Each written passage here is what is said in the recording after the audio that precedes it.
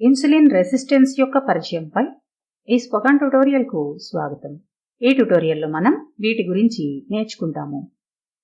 ఇన్సులిన్కు కణాల యొక్క సాధారణ ప్రతిస్పందన, ఇన్సులిన్ రెసిస్టెన్స్ అనేది ఉన్నప్పుడు ఇన్సులిన్ ప్రతిస్పందనలో వచ్చే మార్పు, మధుమేహం యొక్క సాంప్రదాయ నిర్వచనం,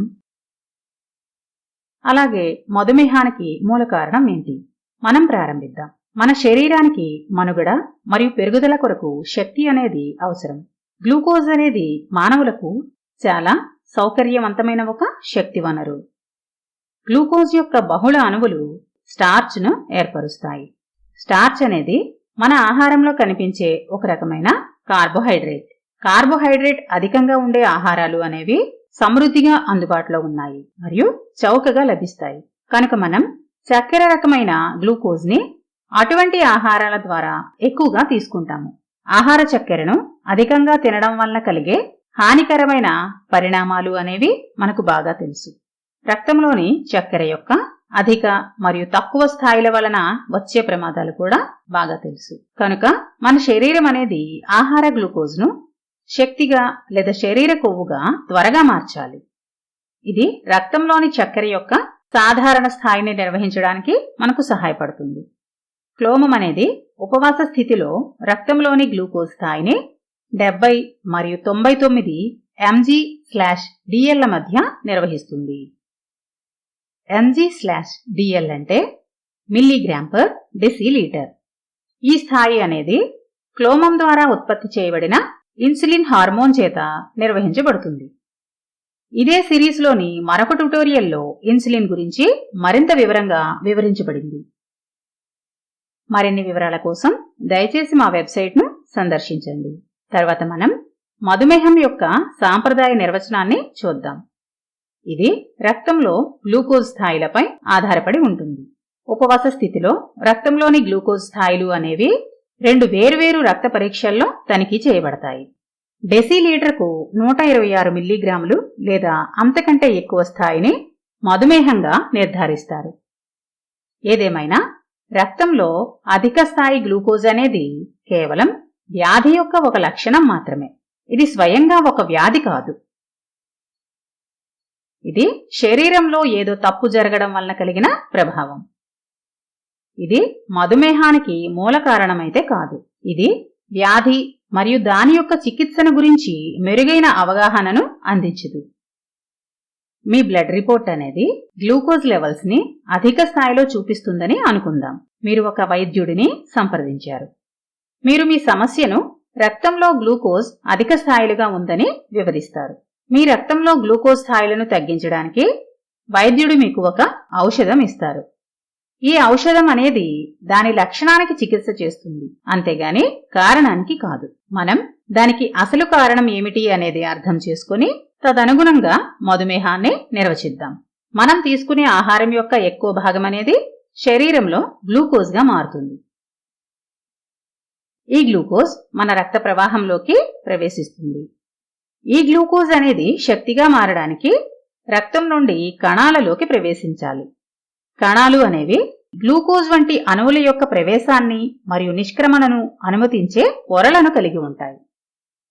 కణంలోకి గ్లూకోజ్ ప్రవేశించడానికి ఇన్సులిన్ సహాయం అనేది అవసరం. ఈ ఇన్సులిన్ అనేది వెళ్లి కణత్వచాలలో ఉండే ఇన్సులిన్ గ్రాహకాలపై కూర్చుంటుంది. ఇది సంఘటనల యొక్క ఒక గొలుసును ప్రారంభిస్తుంది. ఫలితంగా గ్లూకోజ్ అనేది కణంలోకి ప్రవేశిస్తుంది. ఒకవేళ ఇన్సులిన్ అనేది లేకపోతే గ్లూకోజ్ కణాలలోకి ప్రవేశించలేదు. ఒకవేళ ఇన్సులిన్ సిగ్నల్ కు కణాలు బాగా స్పందించకపోతే అప్పుడు కూడా అది ప్రవేశించలేదు. కణాలలోకి గ్లూకోజ్ చేరకపోయినట్లయితే శరీరానికి తగినంత శక్తి లభించదు. రక్తంలో గ్లూకోజ్ అలాగే ఉంటుంది. ఇది బ్లడ్ రిపోర్ట్లో మనం చూసే రక్తంలో గ్లూకోజ్ స్థాయిలను పెంచుతుంది. అంటే ఏంటి? గ్లూకోజ్ అనేది కణాలలోకి ప్రవేశించలేకపోవడమే మధుమేహం యొక్క మూల కారణం. ఇప్పుడు మనం ఈ మూల కారణం ఆధారంగా తీసుకొని మధుమేహాన్ని అర్థం చేసుకొని నిర్వచిద్దాం. ఒకవేళ గ్లూకోజ్ యొక్క ప్రవేశ విధానం అనేది బలహీనంగా ఉంటే ఆ వ్యక్తికి మధుమేహం ఉంటుంది. అది పటిష్టంగా సమర్థవంతంగా అమలు కావటం లేదని అర్థం. సాంప్రదాయ నిర్వచనంలో అయితే ఇన్సులిన్ అనేది ఎటువంటి పాత్రను పోషించలేదు. ఏమైనప్పటికీ ఇన్సులిన్ అనేది చాలా ముఖ్యమైనది. మనం ఇన్సులిన్ మరియు గ్లూకోజ్ గాఢతల మధ్య సంబంధాన్ని గురించి చర్చిద్దాం. ఒకవేళ ఉపవాస స్థితిలో మీ రక్తంలో గ్లూకోజ్ స్థాయి అనేది 70 mg/dl అని అనుకుందాం. అలాగే మీ ఉపవాస స్థితిలో ఇన్సులిన్ స్థాయి అనేది 5 యూనిట్లు. అయితే కొన్ని కారణాల వల్ల ఇది కణాలలోకి గ్లూకోజ్ ను నెట్టలేకపోతుంది అనుకుందాం. అప్పుడు ఇది ఉపవాస స్థితిలో మీ రక్తంలోని గ్లూకోజ్ స్థాయిలను 70 నుండి 75కు పెంచుతుంది. కనుక గ్లూకోజ్ స్థాయిని 70 దగ్గర నిర్వహించడానికి 5 యూనిట్ల ఇన్సులిన్ అనేది సరిపోదు. అందువల్ల క్లోమం 6 యూనిట్ల ఇన్సులిన్ ను ఉత్పత్తి చేస్తుంది. ఇది తాత్కాలికంగా కణాలలోకి ఇంకొంచెం ఎక్కువ గ్లూకోజ్ ని నెడుతుంది. అప్పుడు రక్తంలో చక్కెర స్థాయి అనేది సాధారణ స్థాయి అయిన 70కి వస్తుంది. అయినా కూడా గ్లూకోజ్ యొక్క ప్రవేశ విధానం అనే సమస్య ఇప్పటికీ ఇంకా ఉంది. ఇది ఇక్కడ నుండి మరింత దిగజారుతూనే ఉంటుంది. ఆ తర్వాత గ్లూకోజ్ స్థాయిని 70 దగ్గర ఉంచడానికి 6 యూనిట్ల ఇన్సులిన్ అనేది కూడా సరిపోదు. కాబట్టి క్లోమం ఇంకా ఎక్కువ ఇన్సులిన్ యూనిట్లను స్రవిస్తూనే ఉంటుంది. ఇది గ్లూకోజ్ స్థాయిని 70 వద్ద ఉంచుతుంది. ఇది 80కి పెరగవచ్చు, కానీ ఇది ఇప్పటికీ ఇంకా ఆమోదయోగ్యమైన పరిమితుల్లోనే ఉంది. ఇన్సులిన్ యొక్క ఉనికి వలన కణం అనేది సున్నితంగా ఉండదు. ఇది ఇన్సులిన్ యొక్క ప్రభావాన్ని నిరోధిస్తుంది మరియు గ్లూకోజ్ ని కణాలలోకి ప్రవేశించనివ్వదు. ఈ ప్రక్రియను ఇన్సులిన్ రెసిస్టెన్స్ అంటారు. ఇన్సులిన్ రెసిస్టెన్స్ కు ప్రతిస్పందనగా క్లోమం ఎక్కువ యూనిట్ల ఇన్సులిన్ ను ఉత్పత్తి చేస్తుంది. ఇది గ్లూకోజ్ లెవెల్స్ ను సాధారణ స్థాయిలో ఉంచడం కోసం. ఇన్సులిన్ రెసిస్టెన్స్ కోసం చికిత్స చేయనందున ఎక్కువగా ఇన్సులిన్ అనేది ఉత్పత్తి అవుతుంది.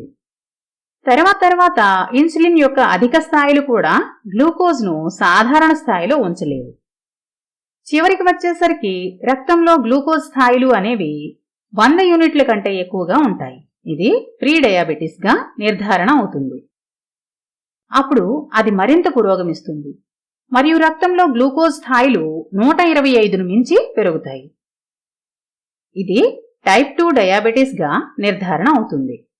ఇది మంచిది కాదు. ఇప్పుడు ఆ వ్యక్తికి అధిక గ్లూకోజ్ స్థాయిలు మరియు అధిక ఇన్సులిన్ స్థాయిలు రెండూ ఉన్నాయి. క్లోమంలోని బీటా కణాల ద్వారా ఇన్సులిన్ అనేది ఉత్పత్తి అవుతుంది. అధిక ఇన్సులిన్ ఉత్పత్తి అనేది అన్ని సమయాల్లోనూ వాటి యొక్క పనిభారాన్ని పెంచుతుంది. శరీరం 5కి బదులుగా 15 యూనిట్లను తయారు చేస్తుంది అని అనుకుందాం. అలా చేయడానికి బీటా కణాలు అనేవి సాధారణం కంటే 3 రెట్లు ఎక్కువగా పనిచేస్తాయి. బీటా కణాలు ఈ పనిభారాన్ని ఎక్కువ కాలం తట్టుకొని కొనసాగించలేవు. చివరికి వచ్చేసరికి అవి చనిపోతాయి. అలాగే ఇన్సులిన్ యొక్క అధిక స్థాయిలు శరీరంపై అనేక ఇతర హానికరమైన ప్రభావాలను కూడా కలిగి ఉంటాయి. ఇదే సిరీస్ లోని మరొక ట్యుటోరియల్లో ఈ ప్రభావాలు అనేవి చర్చించబడ్డాయి.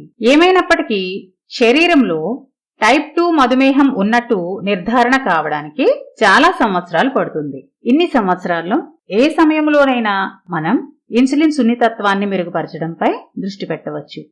చివరగా మనం టైప్ 1 మరియు టైప్ 2 డయాబెటీస్ల మధ్య ప్రధాన వ్యత్యాసాన్ని చర్చిద్దాం. టైప్ 1 డయాబెటీస్లో శరీరం ఇన్సులిన్ ను ఉత్పత్తి చేయదు. ఇన్సులిన్ లేకుండా గ్లూకోజ్ కణాలలోకి ప్రవేశించలేదు. శరీరానికి తగినంత శక్తి అందదు. ఇన్సులిన్ అనేది బయట నుండి ఇంజెక్ట్ చేయబడుతుంది. అందుకే ఈ రకమైన మధుమేహాన్ని ఇన్సులిన్ డిపెండెంట్ డయాబెటీస్ అని అంటారు. అయితే టైప్ 2 డయాబెటీస్లో ఇన్సులిన్ యొక్క ఉత్పత్తిలో ఎప్పుడూ లోటు అనేది ఉండదు. ఇన్సులిన్ రెసిస్టెన్స్ కారణంగా శరీరం తగినంతగా లేక అధికంగా ఇన్సులిన్ ను ఉత్పత్తి చేస్తుంది. బీటా కణాలు ఉత్పత్తి చేసే ఇన్సులిన్ ను శరీరం సరిగ్గా ఉపయోగించుకోలేకపోవచ్చు. బీటా కణాలు ఎక్కువగా పనిచేసి చనిపోయినప్పుడు బయట నుండి ఇన్సులిన్ను ఇంజెక్ట్ చేయడం అనేది అవసరమవుతుంది. అలాంటప్పుడు టైప్ 2 డయాబెటీస్ అనేది టైప్ 1 డయాబెటీస్ గా మారుతుంది. కాబట్టి మనం ఇన్సులిన్ రెసిస్టెన్స్ ను తప్పనిసరిగా సరిదిద్దాలి. ఇది టైప్ 2 డయాబెటీస్ కు మూల కారణం. అధిక గ్లూకోజ్ స్థాయి అనేది మధుమేహం యొక్క ఒక లక్షణం మాత్రమే. ఇన్సులిన్ రెసిస్టెన్స్ ను సరిచేయడానికి జీవనశైలిలో మార్పులు అనేవి చాలా ముఖ్యం. ఇన్సులిన్ సున్నితత్వాన్ని ఎలా మెరుగుపరచాలి అనేది మరొక ట్యుటోరియల్లో వివరించబడింది. ఇది మనల్ని ఈ ట్యుటోరియల్ యొక్క చివరకు తీసుకువస్తుంది. మాతో చేరినందుకు ధన్యవాదాలు.